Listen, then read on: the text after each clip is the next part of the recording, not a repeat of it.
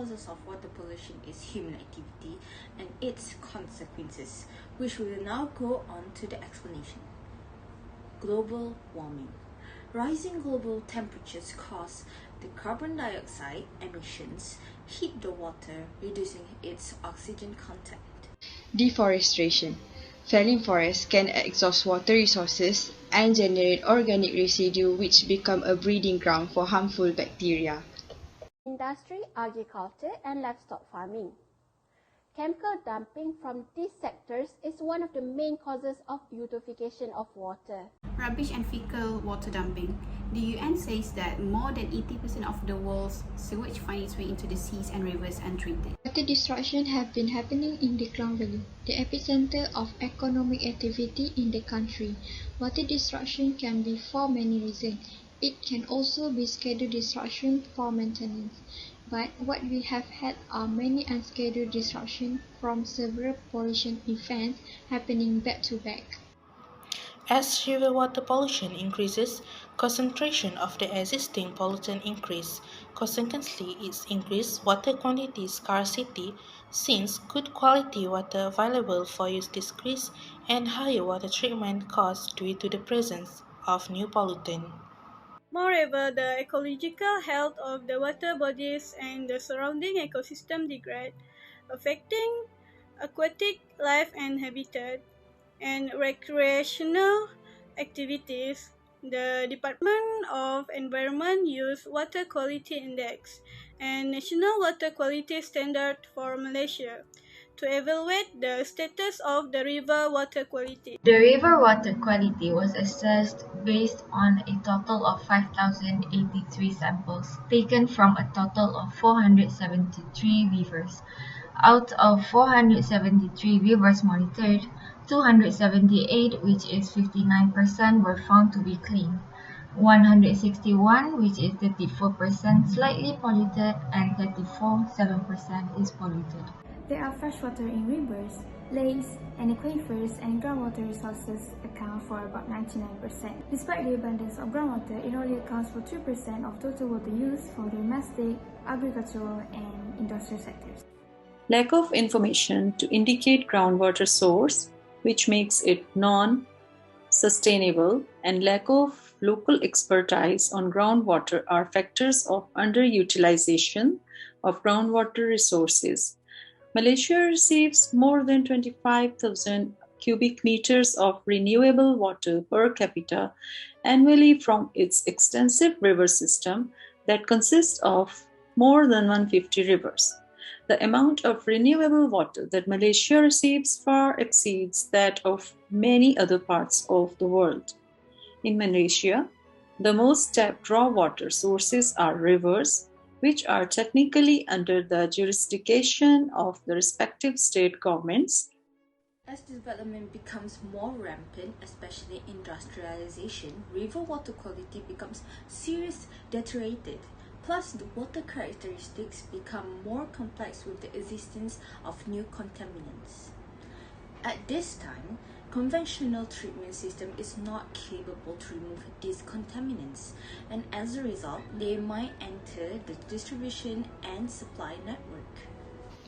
The worsening river pollution in Malaysia is likely caused by the rapid development and lack of awareness on environment conservation.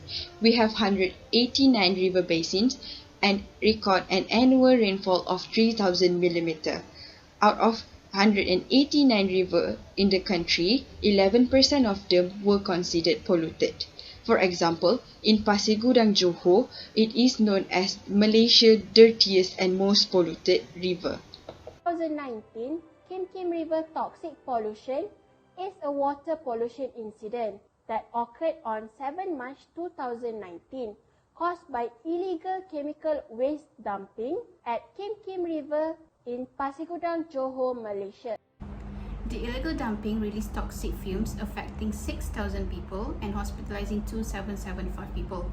Most of the victims were school students, and 110 schools located near the river were subsequently closed. A major issue in water security that is often overlooked is the continued degradation of water quality over time due to the increase of pollution rate. despite Malaysia having regulatory provision in law that control pollution. This shows there is something currently lacking in our laws. Moving forward, Malaysia has to put more emphasis on total catchment protections and management. Malaysia has stepped up on enforcement, but it is the gap in law that needs to be addressed. For one, Malaysia does not set a limit on how much pollution load there can be in a river basin. River pollution truly harms biodiversity and aquatic ecosystems. The toxic chemicals can change the color of water and increase the amount of minerals, also known as eutrophication, which has a bad impact on life in water. Thermal pollution, defined by a rise in the temperature of water bodies, contributes to global warming and causes serious hazard to water organisms. River pollution has very negative effects on public health. A lot of diseases result from drinking or being in contact with contaminated water, such as diarrhea, cholera, typhoid, dysentery, or skin infections. In zones where there is no available drinking water, the main risk is dehydration, obviously. Fortunately, you can do your part to save your rivers by reducing your water usage, using river-friendly products, getting involved, and urging others to make changes. No matter how small this action may seem, they do help to reduce pressure on the rivers and create a brighter future. Reducing your water usage. Take quicker showers to conserve water. One easy way to conserve water is to cut down on your shower time. Wait for a full load of clothing before running a washing machine. Washing machine take up a lot of water and electricity. So running a cycle for a couple of articles of clothing is inefficient. Hold off on laundry until you can fill up the machine.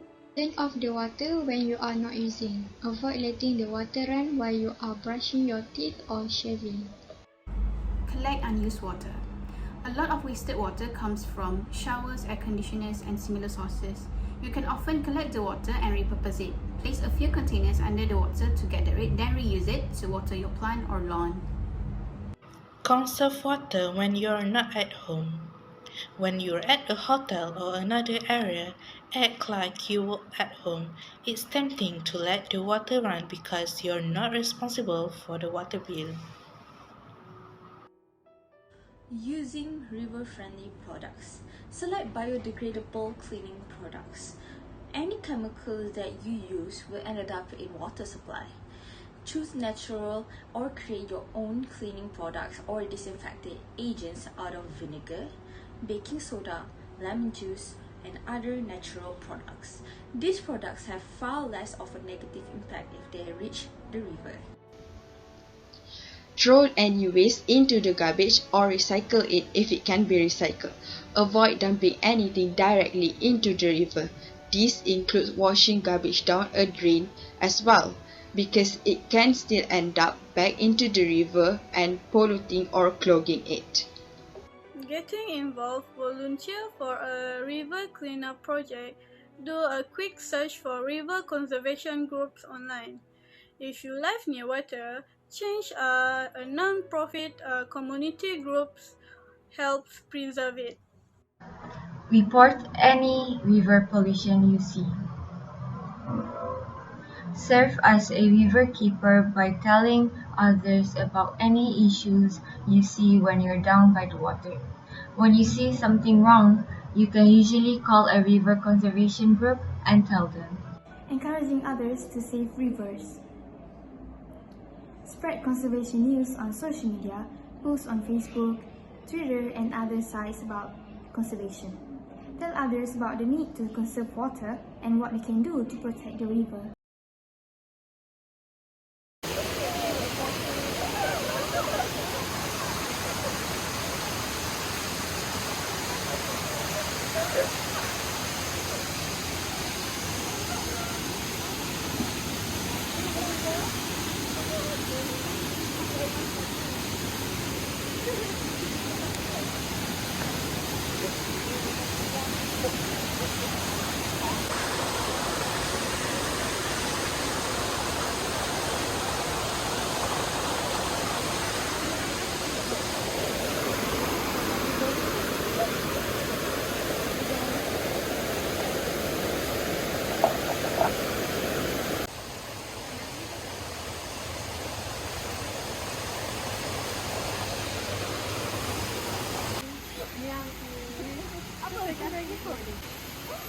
Ni daripada apa? Kami daripada MSc. As we have seen, rising pollution of Malaysia spares no area of life in this country. It impacts everyone. Unless urgent steps are taken to check the pollution of rivers and stringent environment safety rules are enforced strictly, the situation is likely to worsen further.